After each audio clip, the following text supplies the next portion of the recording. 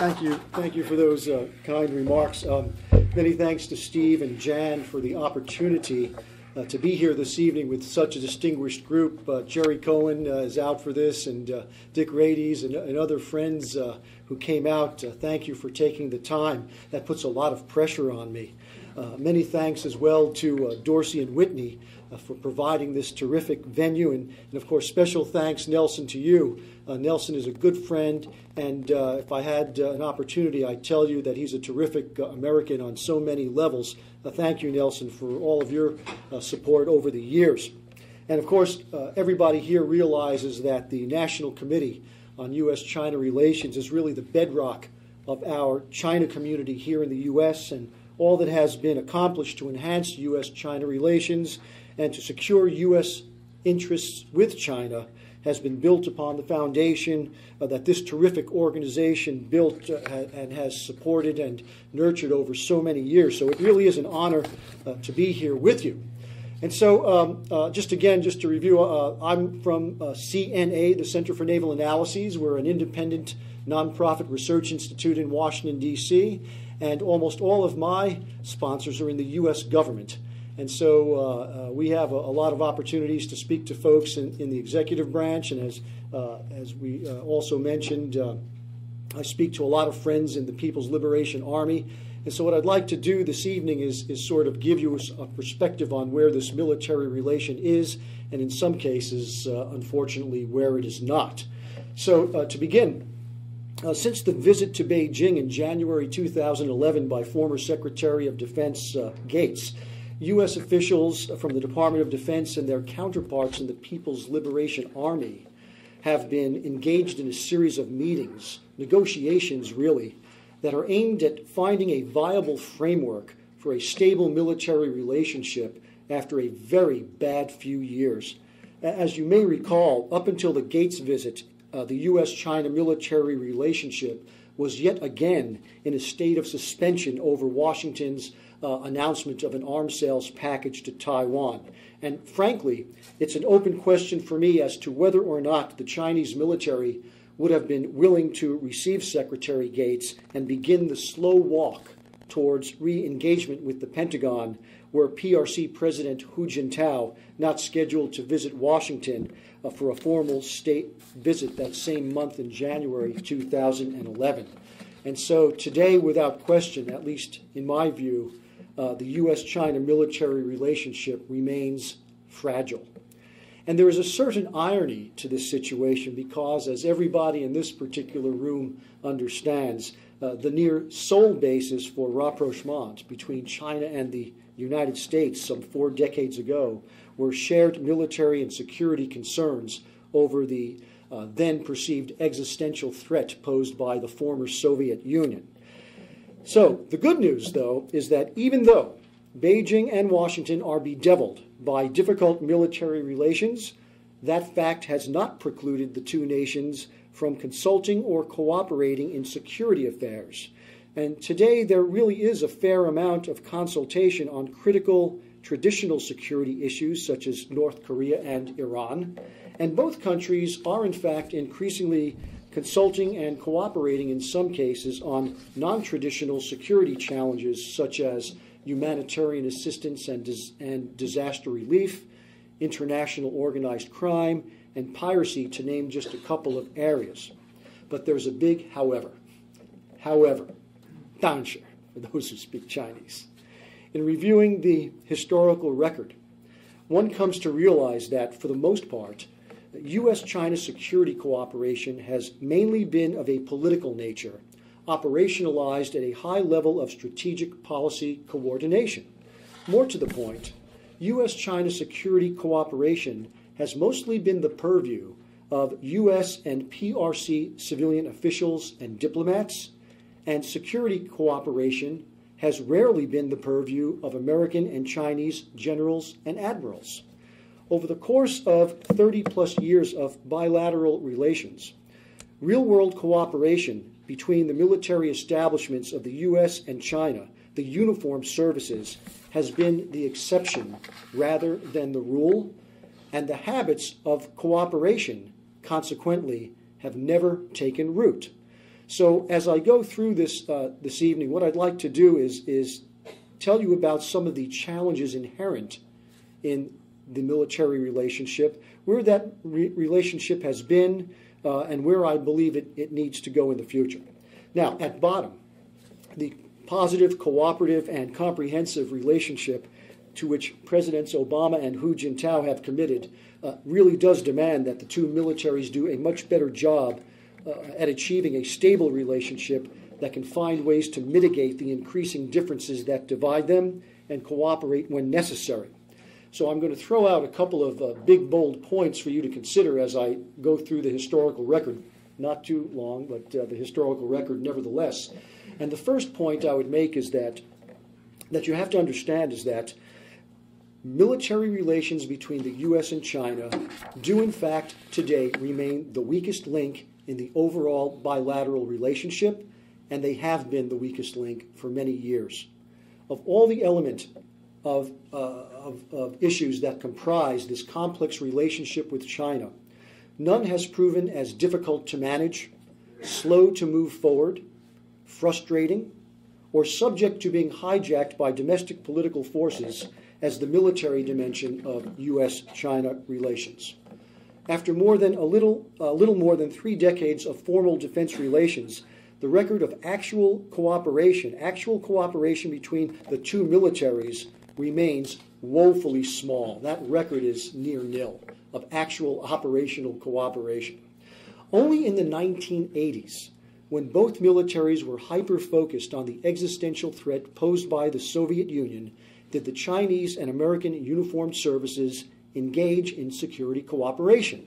But even in that case, cooperation mostly took the form of U.S. security assistance to China. That is, the U.S. selling China weapons systems and defense technologies, not actual cooperation. And a lot of people in 2012 forget that in the 1980s we were selling the Chinese weapons systems and technologies. This has been lost in the historical record and in the current discourse. And of course, by June of 1989, when Sino-Soviet rapprochement was well underway once again under Gorbachev, and U.S. technology transfers to China were abruptly halted due to the events in Tiananmen Square, at that point, the fundamental rationale for military cooperation dropped by the wayside, and many strategic differences that had long been swept under the rug, primarily the issue of Taiwan, came to the forefront once again. And so since 1989, this military relationship has been in search of an undergirding strategic foundation that it has yet to find. That's not a happy story to tell, but it's my particular perspective. Now, a second point to make is that U.S.-China defense relations have been the most unstable element of the U.S.-China relationship. It is by now axiomatic that when overall relations between Beijing and Washington are going well, the military relationship still lags behind. And conversely, when there is a crisis between Beijing and Washington, military relations have usually been the first element of the relationship to be sacrificed at the altar of indignation. Now, this has proven to have been the case so many times that I imagine that uniformed officials in both Beijing and Washington who are charged with managing this relationship are probably near numb by the on-again, off-again nature that this military relationship has taken on over the years. And let me review the record because it really is astounding.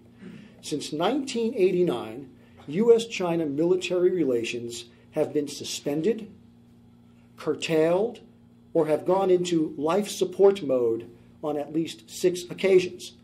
As I mentioned earlier, military relations were first suspended by the U.S. side in the wake of the events of June 1989, the Tiananmen crisis. For all practical purposes, and this is amazing, for all practical purposes, the military relationship remained in full suspension from 1989 until 1994, nearly 5 years, no contact. And in addition to suspending contacts, U.S. weapons and technology sales to China were halted, never to resume again, a sore point on the part of friends in the PLA. And when contacts were restored between the two militaries in 1994, they would break off again within 24 months. That next break would come amidst the Taiwan Straits crises of 1995 and 1996, where, as you recall, as a result of Taiwan President Lee Teng-hui's visit to Cornell University in the U.S., the Chinese staged major exercises in the Taiwan Strait to include significant missile shots, and the U.S. responded with its own demonstration of force by sending 2 aircraft carrier battle groups to the vicinity of Taiwan. And at that point, both sides broke off military relations for a period of time, and it really was not until the 2 presidential summits between Jiang Zemin and Bill Clinton in 1997 and 1998 that forward movement in military contacts resumed once again. However, the military relationship was suspended for a third time later, that in 1999, a year later, as a result of the errant U.S. bombing of the PRC embassy in Belgrade, Yugoslavia, during the NATO's intervention in the Balkans, and tragically that mistake resulted in the death of 3 Chinese officials. So the Chinese side in 1999 broke off the military relationship. But wait, there's more. The fourth period of trouble comes on April 1st, 2001, as a result, as we recall, of the mid-air collision between a U.S. surveillance plane, the EP-3, and a Chinese fighter aircraft. And for an extended period of time after what is now known as the EP-3 incident, it was the U.S. that kept military relations on a bare-bones footing to protest how the Chinese, from our perspective, handled the affair.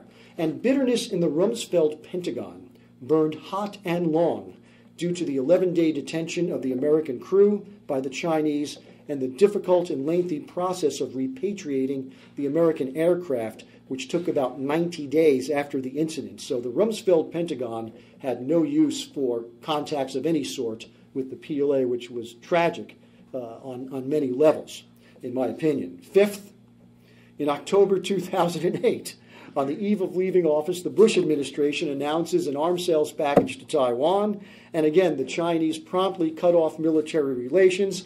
Contacts don't resume until October 2009 with the visit to the Pentagon by CMC Vice Chairman and member of the Central Military Commission Standing Committee, General Xu Cai-ho. And so these relations had barely been restored with the Xu Cai-ho visit when, again, in January 2010, the Obama administration announces its own arms sales package to Taiwan, and the very next day, the PRC suspends most elements of the military relations. So, only with the visit to Beijing in January 2011 by former Secretary of Defense Gates, a little over a year ago, have military relations begun once again. And so by my calculations, give or take a year or half a year, over the course of some 30 years of defense relations, I figure that there have been almost 10 years' worth of either suspensions or greatly reduced contacts. That's not happening. Now, this depressing narrative, and it is a depressing narrative, begs a fundamental question. Why has the military relationship been subjected to this on and off again cycle? And one certainly could not imagine suspending economic or political relations for 5-6 years at a time, no matter how desperate the disagreements might be. So how do we account for this? Well, I'll give you my take on this. One major reason, I believe, is that in the past, there has been a perception on both sides of the Pacific that the costs associated with suspending military contacts have been near negligible. That's been the perception. This is because there have been no major cooperative defense programs between these two militaries which would be endangered or put at risk if military relations were cut off. What has been put at risk have been high-level visits and discussions, professional military and academic exchanges, or Navy port calls, which for the most part, with some exception, but for the most part, have defined the military relationship pretty much since 1989. In other words, suspending military relations has had no perceived immediate negative impact on the national security interests of either party. So they have believed. Now, a second reason that the relationship has been so vulnerable is that during periods in which military relations have been in suspension, the other dimensions of bilateral relations have carried on nearly unaffected, the economic, political, and cultural dimensions. So to date, at least to date, and I'll question this later on, problems in military relations have not yet or did not yet seep into other dimensions of the U.S. China relationship. It was felt to be an isolated dimension that could be turned on and off.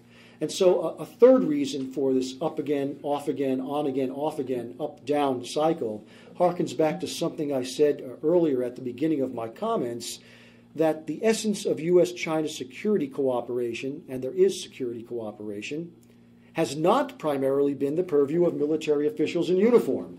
So as a result, suspensions in military contacts have not always adversely affected the ability of civilian officials in Beijing and Washington to coordinate or cooperate on security affairs when selfish national interest has so dictated. Now, given the above, there is a school of thought in some quarters of Washington and Beijing, both capitals, a school of thought that argues that using the military relationship as a, quote, pressure release valve to be turned on and off is not all that bad a thing.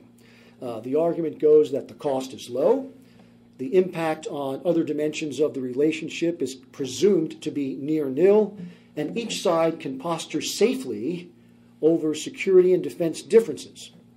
But there's another school of thought. Others argue against this view, suggesting that sustainable and predictable contacts between the two military establishments are critical to confidence building.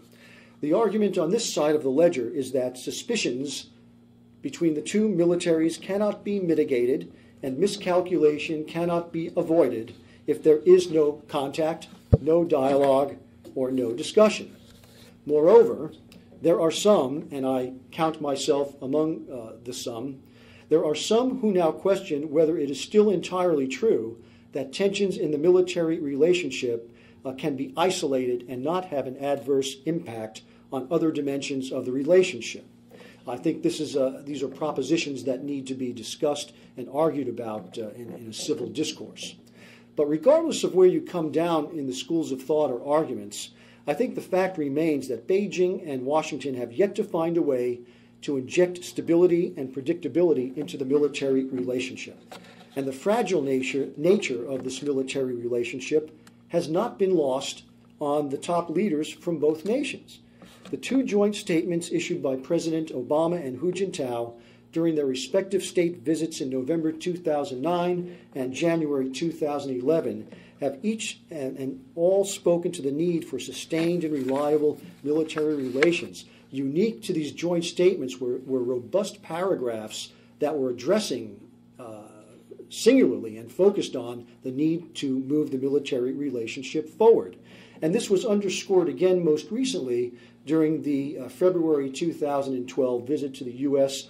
by Xi Jinping, who, among his other stops in Washington, was received at the Pentagon. So it's not as if our two leaders, the leaders of both nations, don't understand that having a better military relationship isn't important. They get it. The problem has been in garnering the political will to do so, and especially in working out the details and modalities in the face of increasing mutual mistrust and suspicion between the Pentagon and the PLA. And that suspicion goes both ways. Now, let me talk about this suspicion, this mutual suspicion. For the most part, mutual suspicion and distrust between the Chinese and American defense establishments has traditionally been centered upon the issue of Taiwan. It is an uncomfortable reality, but a reality nevertheless, that the fundamental policies of the civilian-led governments of the U.S. and China vis-a-vis Taiwan de facto pit these two militaries against each other in potential hedging scenarios as to how the island's future is determined. The Pentagon didn't do this. The PLA didn't do this. The civilian governments made these policies that de facto have these militaries looking at each other with a jaundiced view over Taiwan, right? So just to review, how does the Taiwan issue affect the military relationship? And of course, we all know this, so just very briefly, Beijing, of course, absolutely states that it prefers a peaceful solution to the Taiwan issue. But Beijing refuses to renounce the right to use force as an option. And the PLA is, in fact, developing and fielding capabilities that directly threaten Taiwan. Now, on the other side of the ledger, Washington's basic stance, as we all know, is that it is amenable to any cross-strait solution mutually agreed to by the people on both sides of the strait without the resort to coercion. But there's a but here too. But Washington also reserves the right to sell Taiwan defensive arms and other defensive services under the auspices of the Taiwan Relations Act of 1979. So the overall impact of these two policies, with the two big caveats and buts, is that almost every U.S. security initiative in the Asia-Pacific region and almost all Chinese military modernization efforts are viewed with a great deal of mutual suspicion by each side, because they are first and foremost refracted through the ever-present prism of a possible confrontation over Taiwan. And this remains the case today.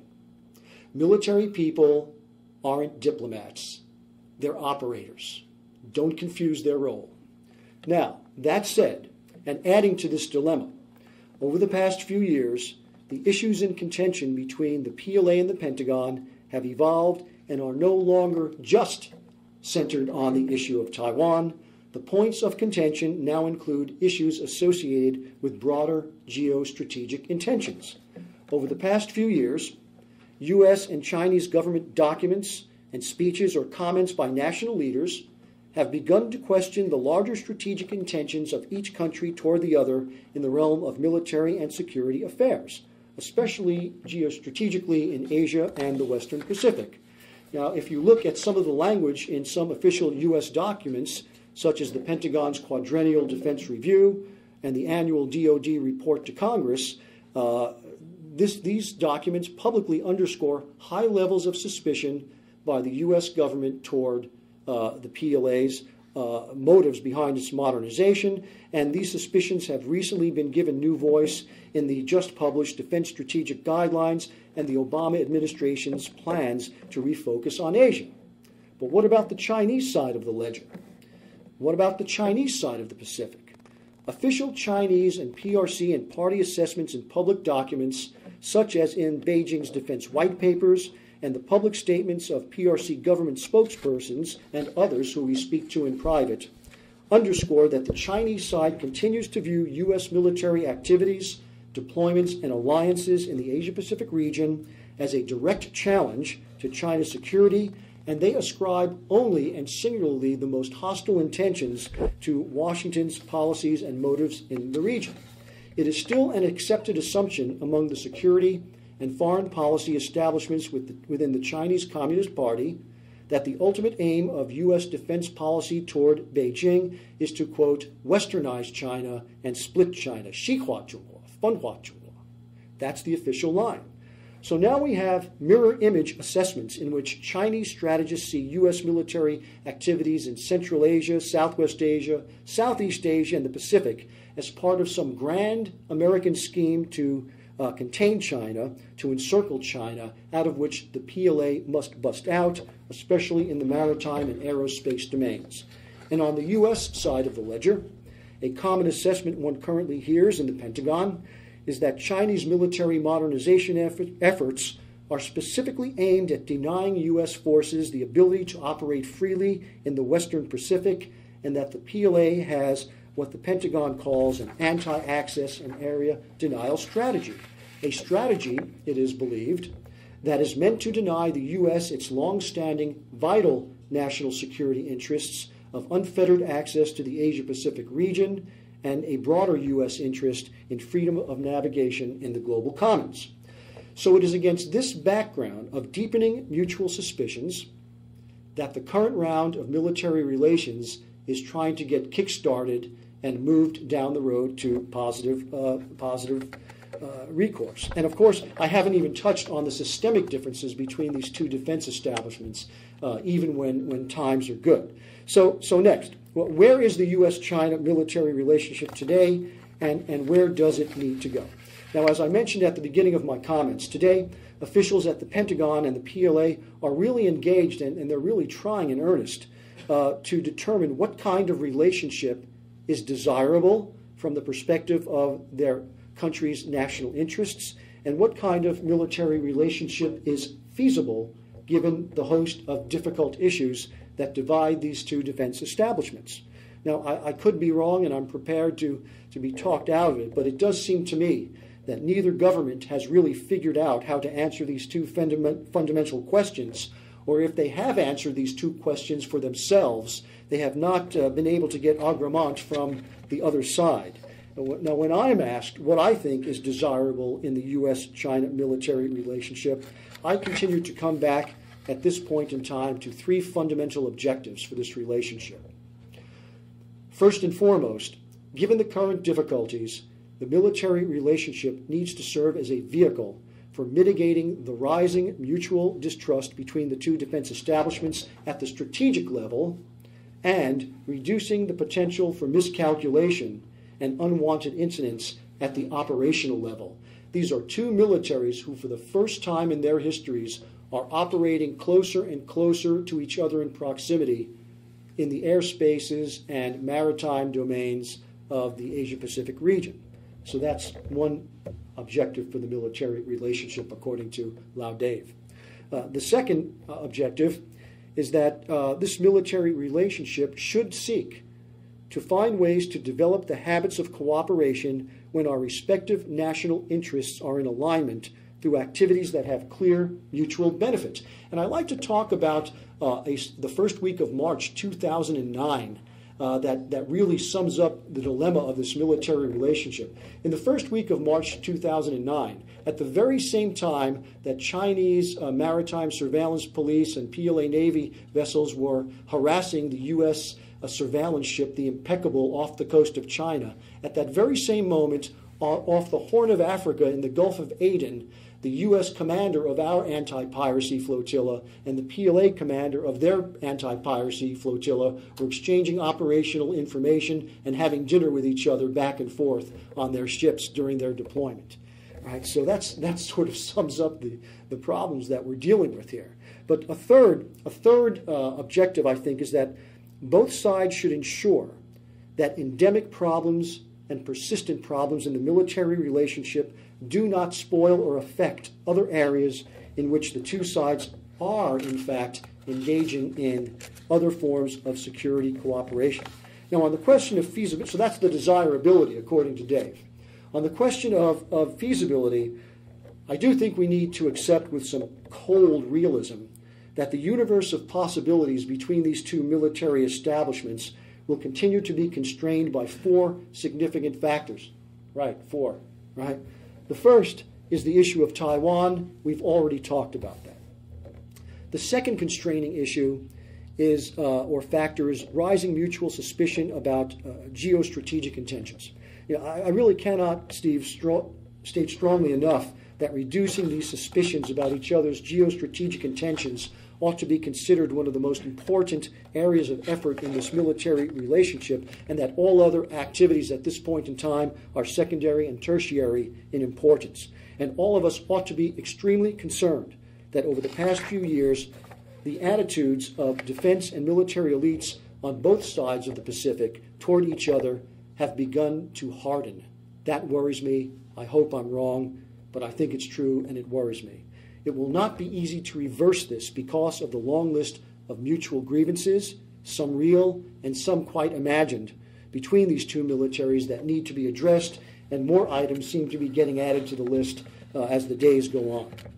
Now, the third constraining factor in the art of the possible in this relationship is going to be domestic politics in both Beijing and Washington. In both capitals, there have always been voices that would argue against the value of military relations. Voices that argue that the other side gets more out of the relationship than their own side. Voices that assert that there is no point in engaging each other because there are irreconcilable differences on various security matters.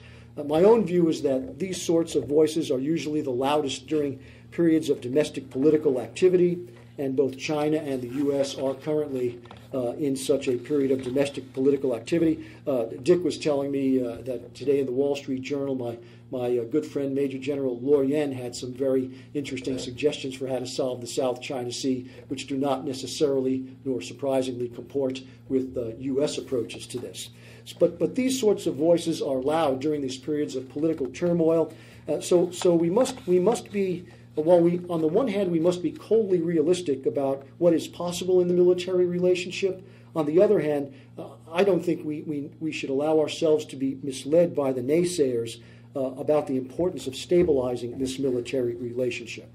And finally, in the realm of the possible is going to be constrained by the inherent systemic differences between these two large defense establishments. Both sides have very different concepts of what constitutes transparency. Both sides have very different views on what reciprocity is supposed to be about. And of course, the organizational structures of both militaries are so different that it's difficult at times to find proper counterparts to even talk to each other when things are good. But to the extent that any four of these factors can be reduced as constraints, the realm of the possible will be expanded. So let me conclude with 7 pithy points, Steve. All right. The first is the good news. The good news is that the military relationship is slowly being reconstituted after a very bad few years. Second, the encouraging news is that the defense consultative talks, the high-level talks between General Ma Xiaotian and former Undersecretary of Defense for Policy Michel Flournoy, these very important strategic defense consultative talks survived the latest Taiwan arms sales announcement in September 2011, and of course Xi Jinping was well received and given tremendous mianzi and had good discussions at the Pentagon during his visit. So that's the encouraging news.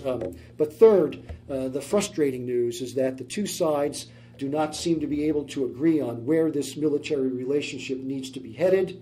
Fourth, the realistic news is that the PLA is still focused, in my view, on conditional engagement with the U.S., a transactional relationship that is based on getting satisfaction from the U.S. on the PLA's oft-cited 3 obstacles, which are Taiwan arms sales, legal documents that talk about a China threat that come out of the Pentagon, and U.S. surveillance activities in China's exclusive economic zone. So the Chinese the PLA side wants to make engagement conditional on getting satisfaction on these 3 so-called obstacles. But the Pentagon is not in a position unilaterally to deal with some of these obstacles, and on the obstacles that they can address, they may not be inclined to yield totally or even at all on some of these obstacles. So we have a negotiation deadlock on some of these issues. So fifth, it gets worse, folks. The worrisome news is that, as I said, attitudes among the military officers on both sides of the Pacific are hardening, and especially on how they view each other's geostrategic intentions.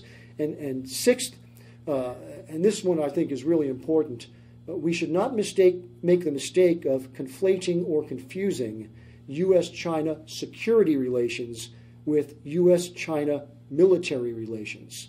The latter is a subset of the former, and there are still many ways in which our two sides can cooperate on global and regional security affairs despite the challenges between the two militaries. And seventh and finally, I think that we should all be supportive of any efforts that the Pentagon makes, and the Pentagon is making tremendous efforts to try to have a better relationship with the PLA.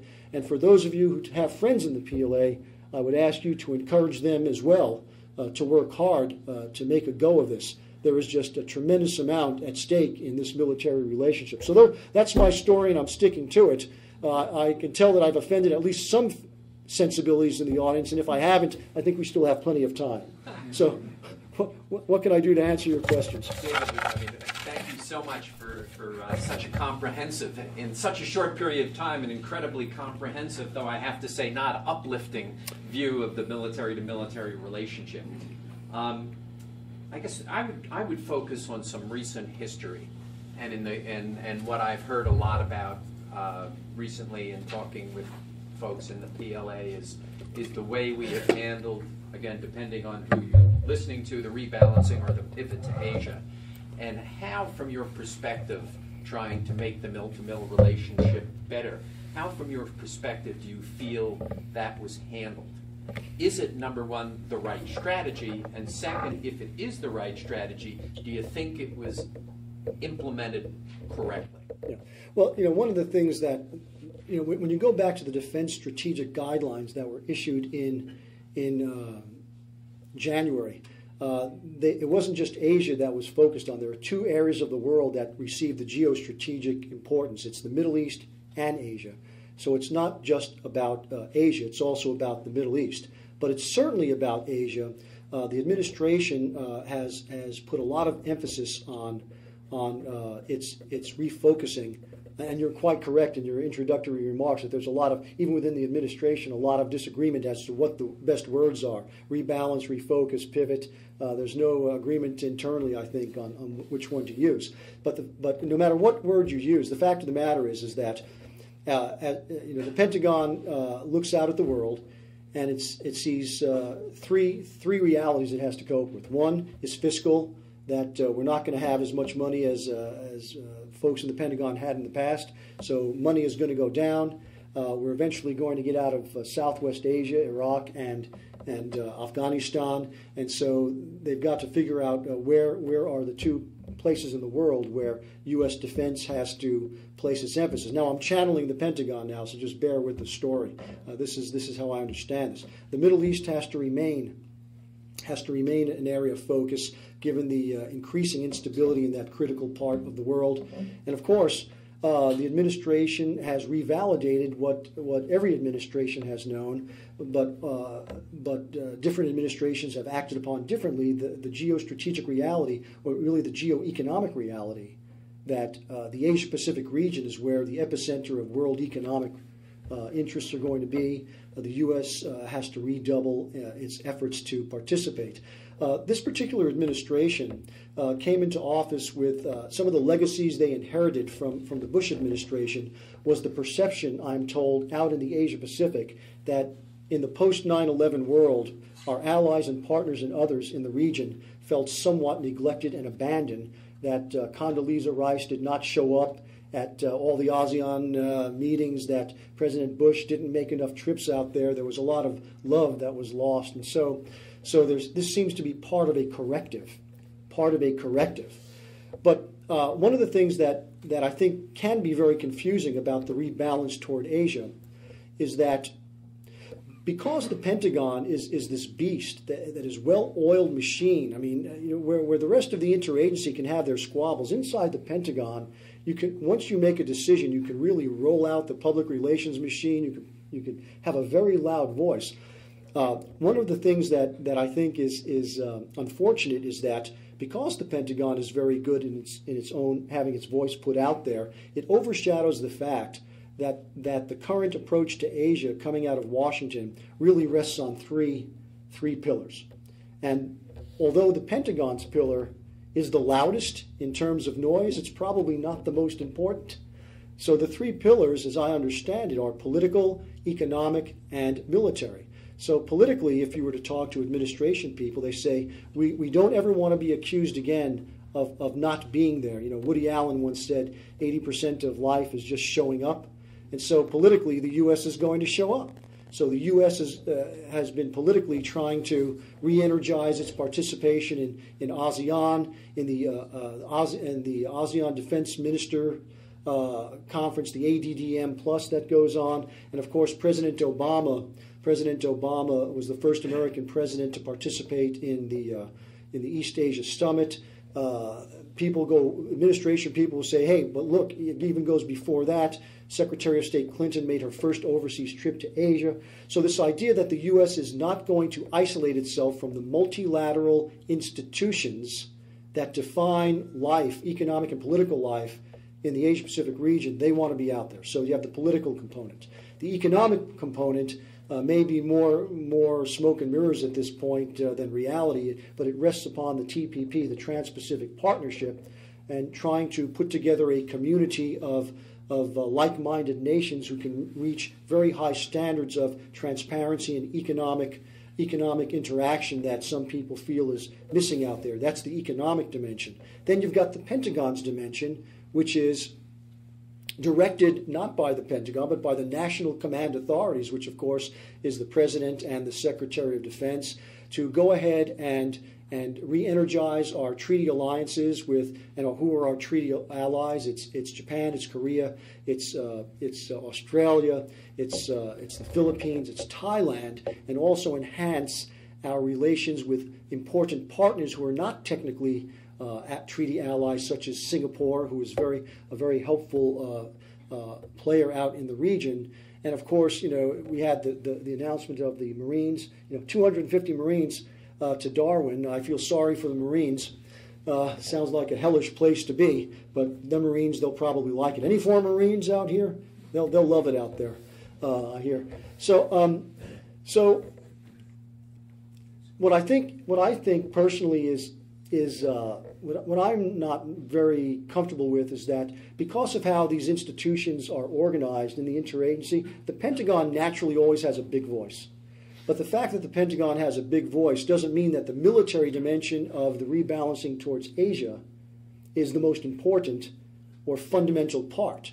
And even within the rebalancing towards Asia, the Pentagon, what you don't hear much, although it's been written in the public domain, it's that it's also rebalancing from a traditional focus on Northeast Asia, where we've always been in Japan and Korea, right?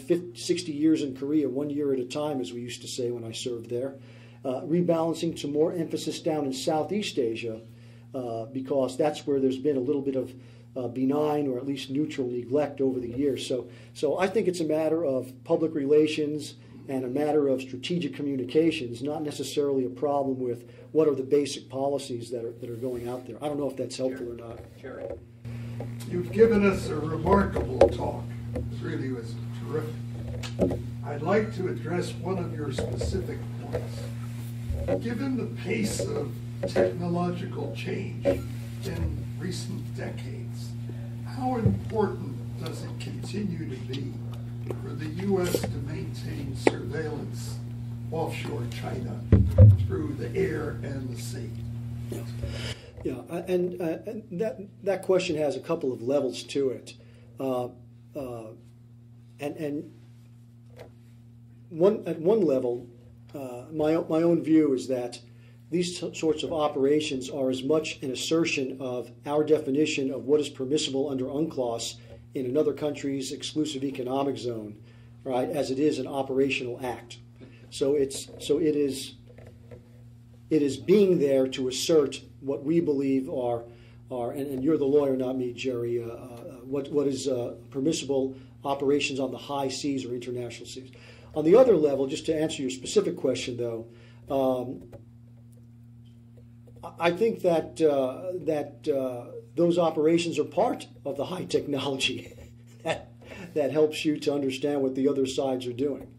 So how critical is it? I would not be in a position to say, because I think the real fundamental underlying unstated question is, do we really need to do these things to annoy the Chinese to get what we need to understand what they're up to? And I don't personally have the answer to that, because I am no longer steeped in what is known euphemistically as national technical means. But I think it's a legitimate question. We're not getting anywhere in our talks with the Chinese.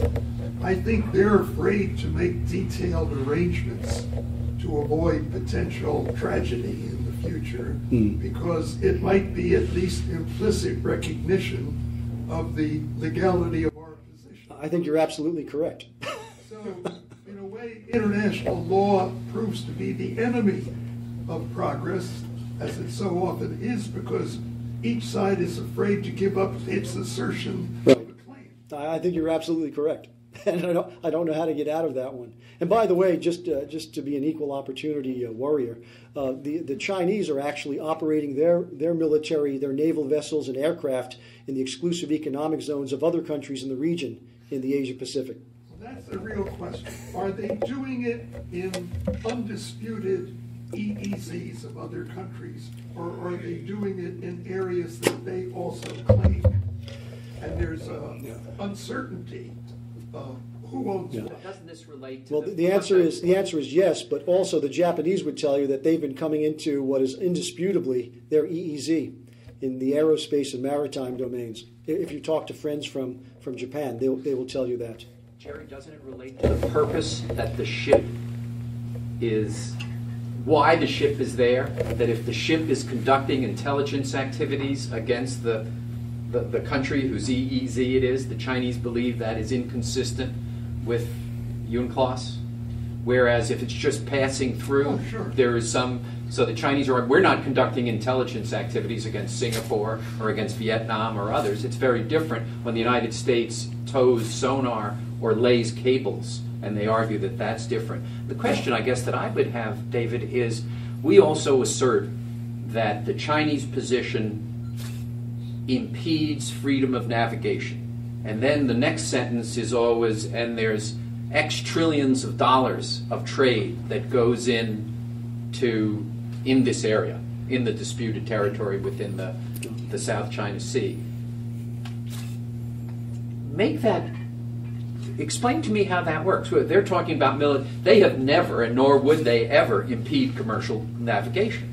They're talking about intelligence activities. So how does the restriction on intelligence activities affect freedom of commercial navigation? I don't know the answer to that question. And you'd have to ask folks from the Pacific Command or from the Pentagon. I really don't know the answer to that question, but all of these details really are part of a larger story. We are, and the Chinese are in terra incognita at this point. The fact of the matter is that for the first time in the history of the PRC, the Chinese Navy and Air Force now has the operational capability to operate beyond their 12-mile limit in a sustained operational manner. The Chinese aren't really sure how to handle this. In fact, I have another talk, if you're interested sometime, which will argue that China's global interests have outpaced the capacity of their system to manage them. So the Chinese, for the first time, actually have the capacity to operate. They're no longer a brown water coastal navy. They're now operating out in the Western Pacific.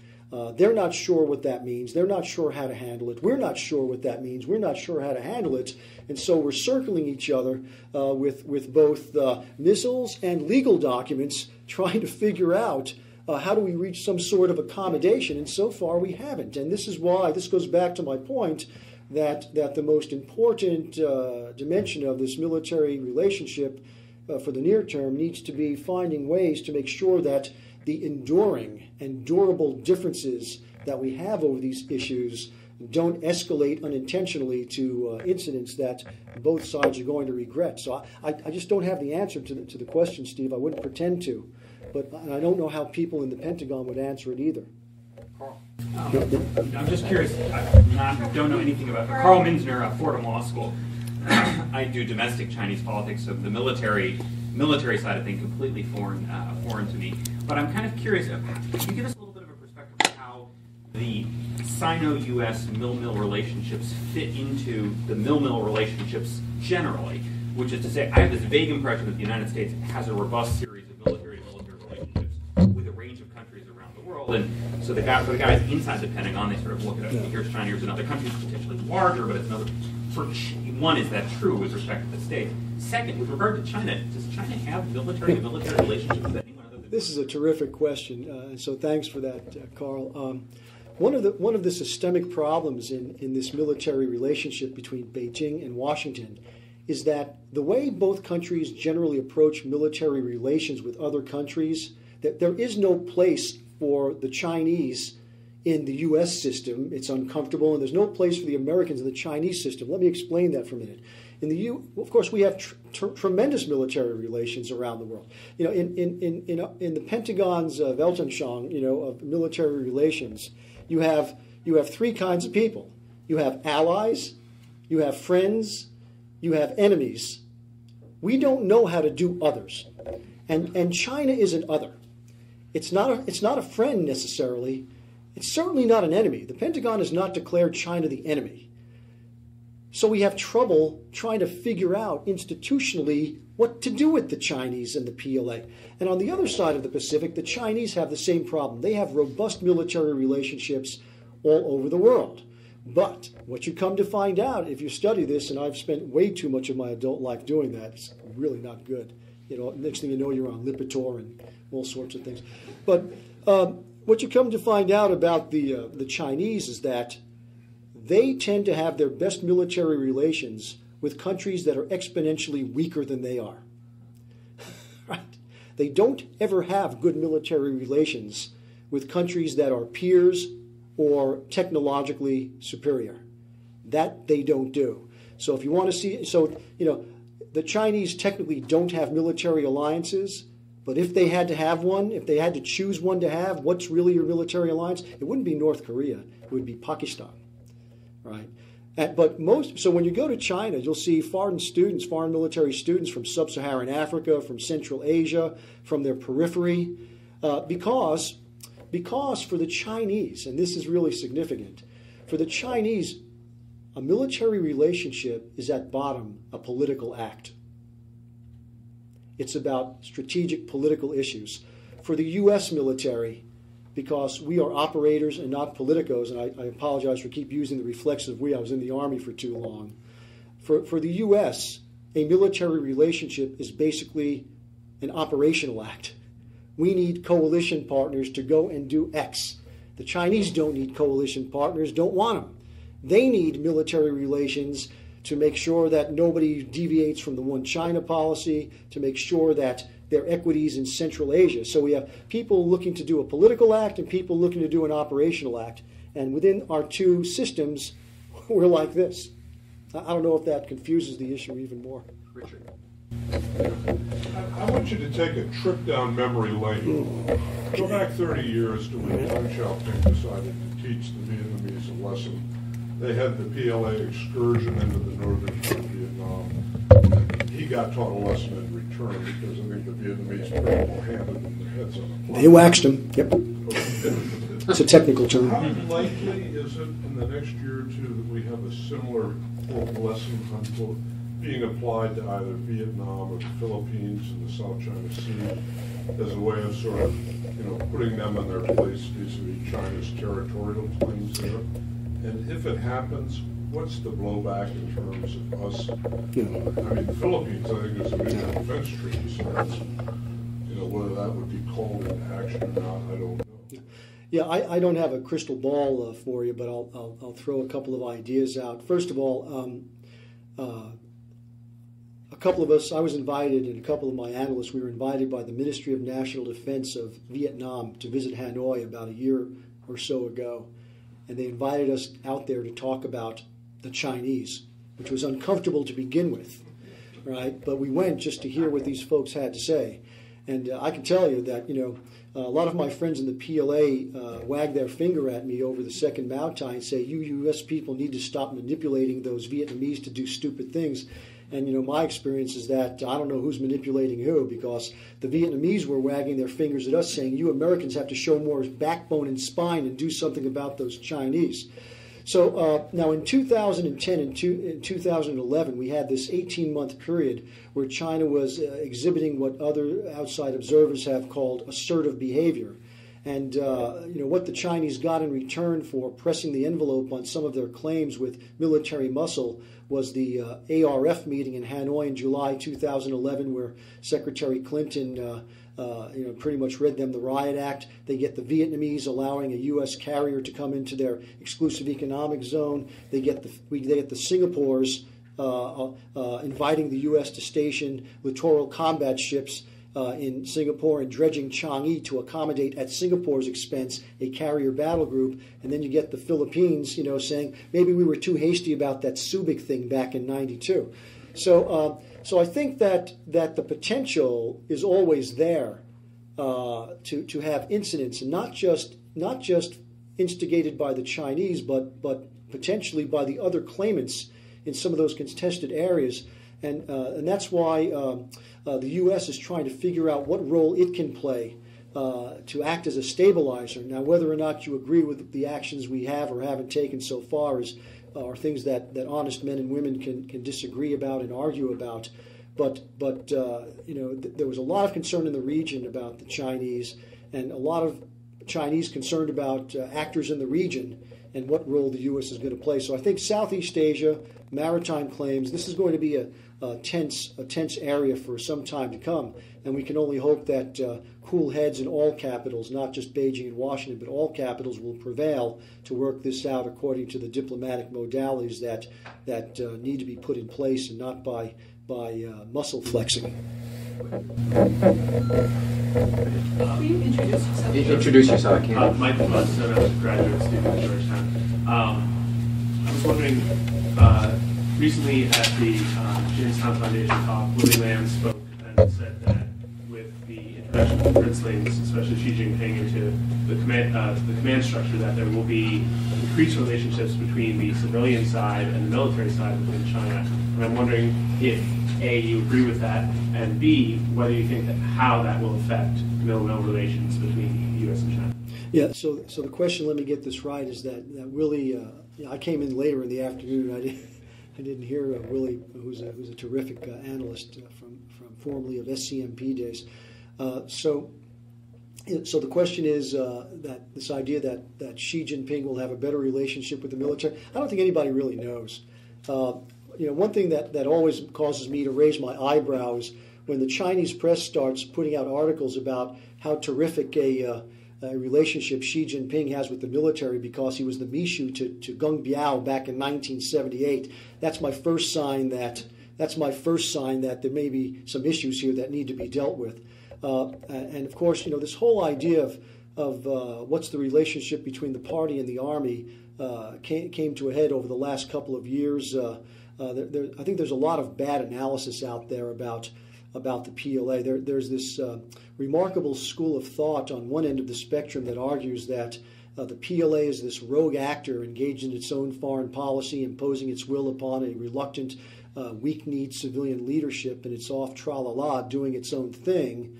I personally reject that. I almost wish it was true, because my own assessment is that most of what the PLA is doing is at the behest of the civilian party leadership, and that should give us all pause and not make us feel any better. So then, of course, because of the bureaucratic strangeness of the Chinese civil, military, and party-army relationship, while the PLA is not a rogue actor, it can sometimes be a roguish actor. And we can talk about that some other time if they invite me back up to New York. But we will certainly invite you back, but we have reached the appointed hour, unfortunately. I know there are a lot of hands that I have not been able to recognize, but maybe you'll stay around for a couple of minutes to take some individual questions. But thank you so much for what was both informative and entertaining. Thank you so much.